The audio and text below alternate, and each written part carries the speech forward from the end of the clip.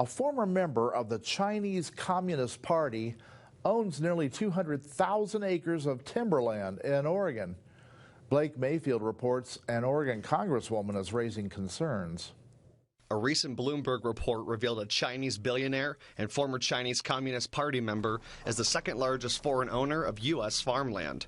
Chen Ting-chiao, the founder of an online gaming company, owns 198,000 acres of timberland in Oregon, purchased for $85 million.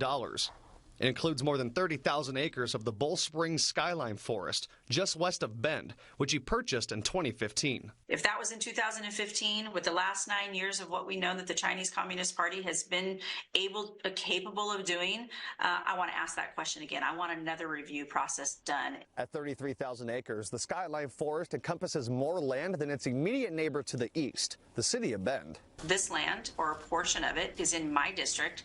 I thought it was incumbent upon me to ask the questions. Chavez-DeRemer has sent a letter to the Secretary of Treasury to ask the Committee on Foreign Investments whether the land was purchased while the buyer was still a member of the Communist Party.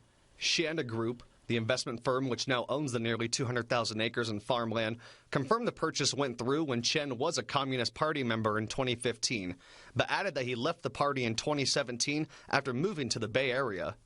Central Oregon Land Watch told News Channel 21 ownership of Skyline Forest has changed hands multiple times over the past 4 decades.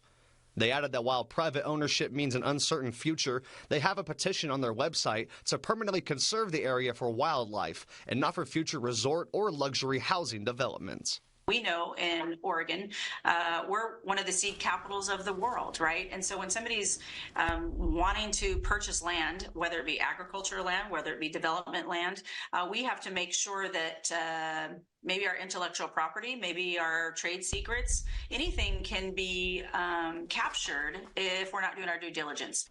In a statement, Shanda's communications director said they chose to purchase land in Oregon because of stability. In addition, they voluntarily asked the Commission on Foreign Investments in the U.S. to review the purchase.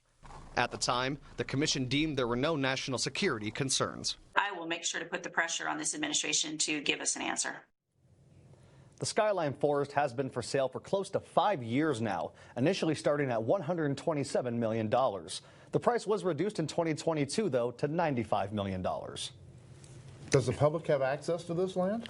Yeah, so as of May 2023, the Skyline Forest is closed to public access due to increased fire risk, and it's up to the landowner, in this case the former Communist Party member, on if he wants to open it back up to the public. All right, thank you, Blake. Thank you.